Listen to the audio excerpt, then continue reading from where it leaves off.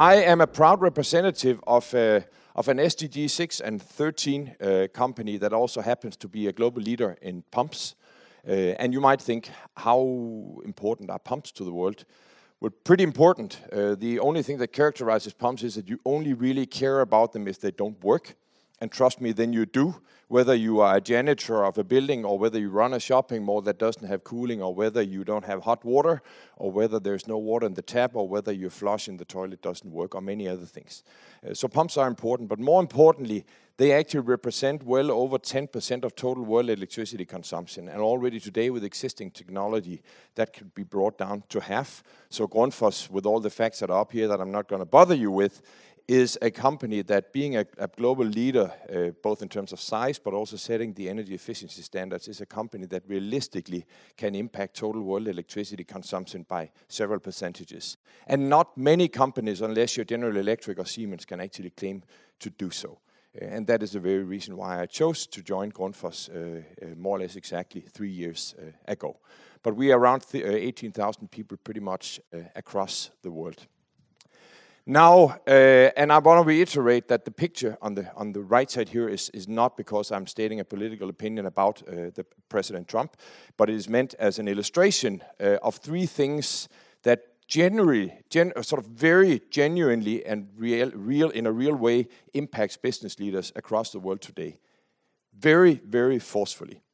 One thing is, and I think we would all agree to that, is that unpredictability is exhilarating.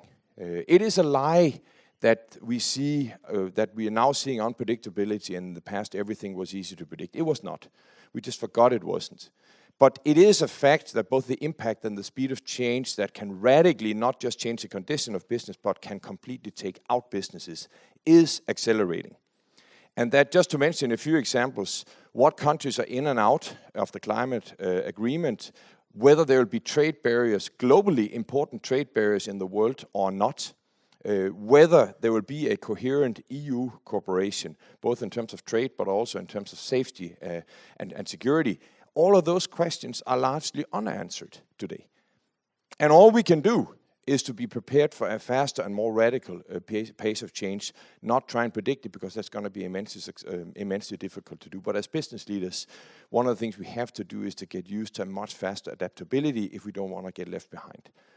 So this is not crying about it, it's just saying that on the left, unpredictability, which is not my main topic today, is something we all need to relate to and say, how do we make our businesses a lot more agile?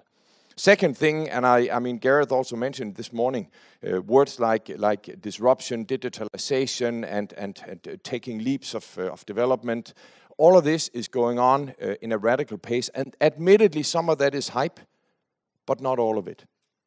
Not all of it. The way we interact, the way businesses communicate, engage with their customers and stakeholders, how things like, for example, intelligence and data analysis can radically change the way businesses operate is a fact, and it's only going to accelerate. And those who thought that with the death of Steve Jobs, digitalization was going to slow down, they were brutally wrong.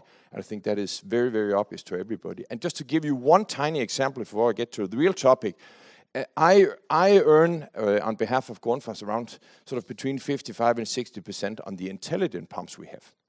Whereas the stupid pumps that just run, where you can push on and off and maybe 3 speeds, is around 30%.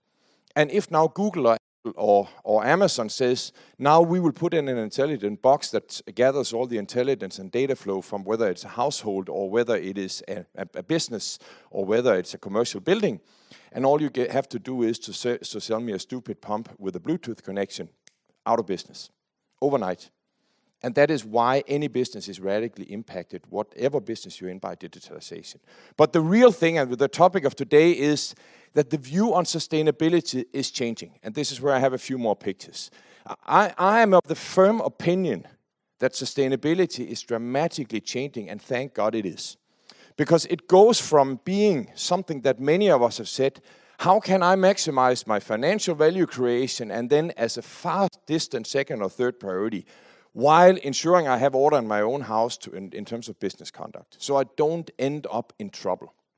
So I don't do something which will scare off my customers or get me on the front page of a newspaper. That is what sustainability used to be, and in all candor, even though few of us dare to admit it, it is still the mindset of many, many business leaders around the world. We need to radically change that into saying, what would the world miss if our company was no longer around? And if you cannot answer that question as a business leader, odds are that you're either in trouble or you're into trouble. Because if all we do is to create short-term financial impact for our shareholders and not sustainably creating value for all stakeholders of the company, then it is troublesome and to run a business on the long term. That is the essential question that I believe will define the future of what sustainability is about. And just to illustrate a few examples of what this means to a company like ours, and admittedly this is seen with our glasses, water is a big challenge. And everything, many of the SDGs actually have their root cause in water. I mean, most deaths, half of all hospitalizations in the world are due to dirty water. There are 660 million people without access to clean drinking water, 2.4 billion people without access to clean sanitation, and less than 20% of the world's wastewater is cleaned. And that is not only the cause of troubles in wonderful continents like Africa, but it's also in many cases the root cause for migration, refugees, armed conflict, and many other things that are really, really bad. Climate change, very closely related to that, and energy consumption. And bear in mind, energy and climate action is not just about more windmills and solar panels. It is also, but it's also doing everything which is humanly possible to actually reduce energy consumption and electrify society. But it's a fact of matter that energy or that climate change is radically changing, as is the pollution. This picture from China. And I would say one thing which is good about pollution is that it is very visible. It is in your face. And I bet, without insulting anybody, it is one of the key reasons why the Chinese government is substantially stepping up their climate efforts, because this is what their population sees. And that is killing them. And that means that it is now so painfully obvious. It has been for many years, but now you can hardly see out the window. And this is something which is becoming an increasing not only killer, but is hindering sustainable development and is hindering even business development in parts of the world.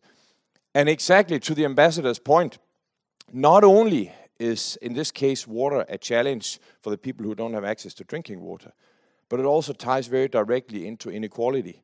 And in many cases, particularly in Africa, but also in other parts of the world, in Southeast Africa, for example, fetching water is one of the things that actually means that especially girls and women don't get opportunity for education. So even though the education system might be there, in many cases, especially the girls are forced to walk hours every day to fetch water because there's no effective supply of water in those communities. And this means that these SDGs are really tied together in ways where addressing some of them will really indirectly address many. So without a doubt, we are looking at we are looking at a burning platform for the world. And that, I believe, is also one of the key reasons why the SDGs were, I wouldn't say invented, but put words to it. But really, as business leaders, we should also see it as a burning desire to effectively address them, because it is a huge, huge opportunity. Now, we see the SDGs as a compass for navigating how to do good. And I would argue that there are no companies in the world who can effectively say, so we will just address the SDGs. That is our strategy. Very few people have the muscle to credibly and the capability to credibly address all of them. So what we have at least chosen to do, I'm not saying that is necessarily right or wrong, we've chosen to say, where can we make the substantially biggest difference?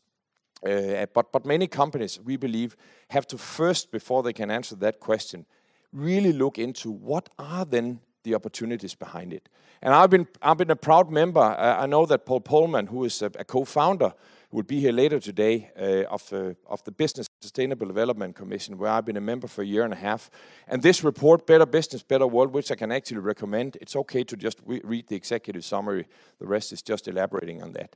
But what this does is to quantify and set direction for how companies can address it.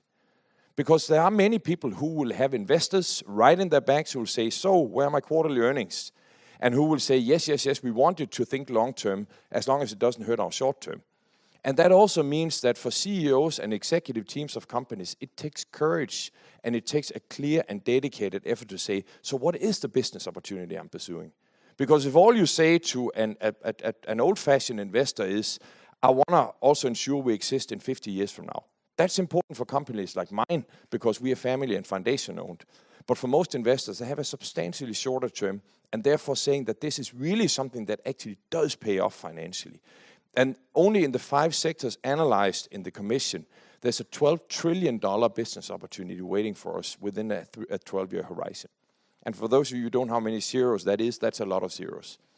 So the business opportunity is absolutely huge, but it takes different ways of working.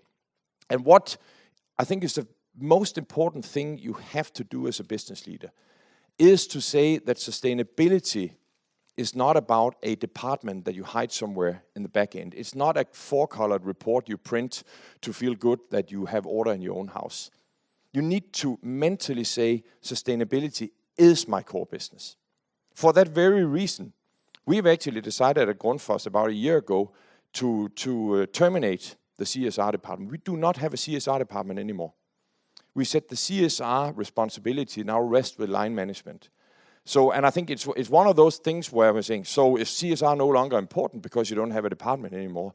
On the contrary, it is to signal that it is immensely important. It is so important that 18 people, rather than the 12 people we had in the CSR department, 18,000 people now work with sustainability.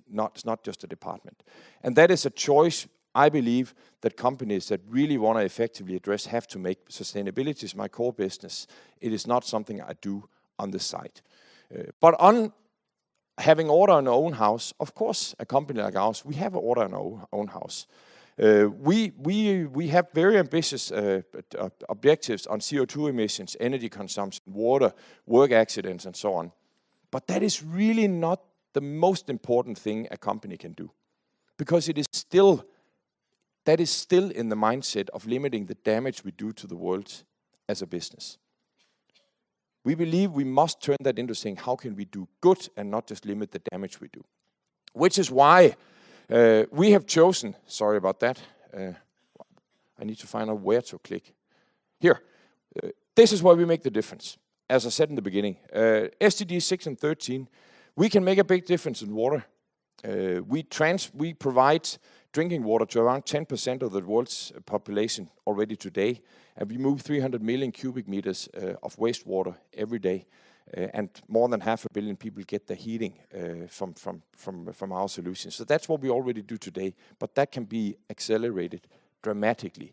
And likewise on the energy consumption, this is a huge, huge opportunity, at least for the next 10 years. I hope one fine day will come when energy is not something you consume, it is something you use because it is not a resource you burn, but it is something we can just use. But until then, there's a big, big role to play to limit the climate action.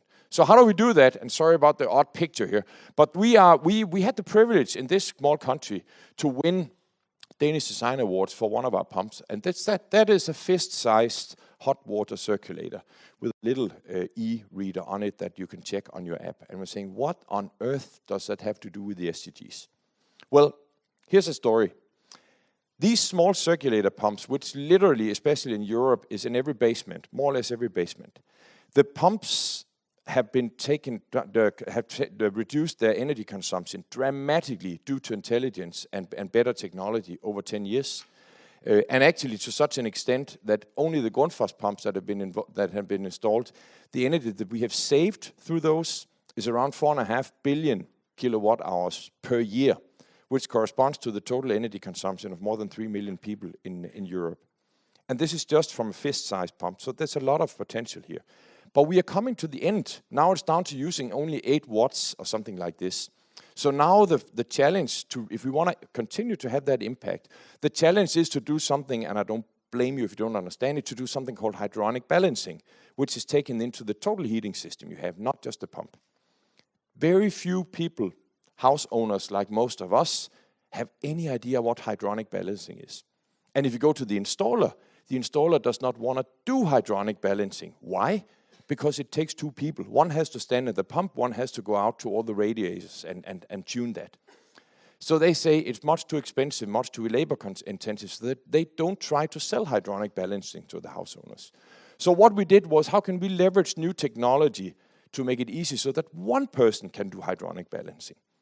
And now that means that we can actually re-accelerate the energy savings, which will be another several billion kilowatt hours potential of saving energy through leveraging simple digital technology and an e-reader, rather than just inventing a new pump. And I know it's a small example, but design thinking and a desire to do something around energy efficiency has actually led to a very specific product development, which has a huge potential of saving further energy. Another example, which is up here. This is, we have 2.3 billion cubic meters of water, which we can actually save through what we call intelligent pumps. Pumping systems, typically in what do you call it, city house or city water systems, they pump at a relatively constant pressure. And that means that in most cases, you actually lose anywhere between 25 to 50% of the water through leakages in systems. This means that, for example, in a city like London, 25% of all the clean water that is pumped into the pipe system actually gets lost through too high pressure. And there is now existing technology which will say, when we all shower at 7 o'clock in the morning, then we can have high pressure, but at 11 o'clock, when only industries and toilets use something, then that will automatically tell, oh, now I need less pump pressure. And that can halve the water, the leakage or the non-revenue water in systems like this. And that is 2.3 billion cubic meters of savings potential only in major cities around the world. And again, this is relatively simple technology that can be innovated like this. And then, last but not least, same picture here for fetching water. We work with Nairobi Water and other institutions in Africa to say, how can we help address the water challenge? And of course, we have solar-powered water pumps which can be installed in rural areas without access to reliable water systems. But we found out through working with local water utilities in Africa that the biggest problem was in many cases actually not availability of water, it was safe distribution of water. Because in many cases, water pirates actually meant that the water ended up in the wrong hands, and very often to the people who really needed it had to end up paying up to 10 times the price that they should pay for it.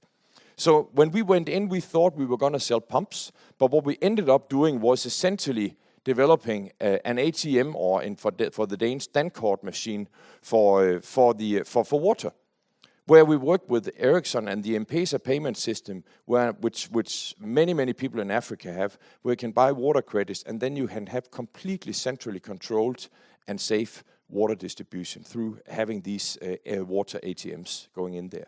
So again, this is an example where instead of just pushing to sell more existing products, going in and understanding what is the real challenge in this case in and around Nairobi, now means that we have a scalable solution. We're also taking into Southeast Asia, where there's an equal problem in many of the societies there. So these are just examples of what I call it SDG or design thinking, or understanding what is the real challenge that needs to be addressed, and does it have an impact? Does it have a real impact for the people on the ground? So these would be just 3 examples from what we actually try to do. I would not claim that any of these solutions, except the first one, already has made a major impact, but we have to bet that it will have. And if we don't have courage to try, we will just be a company that will continue to sell pumps for many years from now. And as I said, now the mantra is to insist that it is not either doing well as a company, doing well financially, or doing good. We have to insist that we do both. And I actually believe it is indeed possible to do. But you cannot, and we cannot, even as a relatively big corporation, we cannot do it alone. What we found out in one of our other big efforts, we really want to help bring safe water into refugee societies and refugee camps in the world. But what we realized is we have very little idea about what happens in refugee societies. So we had to find out who do we need to work with. So Danish Refugee Council and the International Council of Red Cross, they know a lot about what happens. And this is examples of where, despite running into troubles from time to time, we're trying to find out what does it mean to make scalable water solutions instead of just driving water trucks in and out and using energy and not finding solutions that are scalable. Likewise, on the technology side, we don't have all the solutions ourselves. And for a company like Grundfos, we don't like that. We love to be in control. But in order to find real solutions that matter and not just sell more of our existing products, we have to open up and work with institutions and partners we didn't used to do. So with that, I'll just finish up with saying, as a business leader, and this is something we discussed very much in the Business and Sustainable Development Commission, really the most important question I believe that any business leader should ask him or herself, should you say, so what do you want in your retirement speech? Let that stay for a second. Do you want in your retirement speech that you were part of making some of the really rich shareholders in the world already a lot richer? Or do you want in your retirement speech that you made a genuine difference to the world and to people who lived in it? And that, to me at least, for most of us, is a relatively simple question to answer if you really think about it. But it's hard to live by because you'll have a lot of stimuli that will take you in other directions. So I'll leave you with that, and thank you for your attention.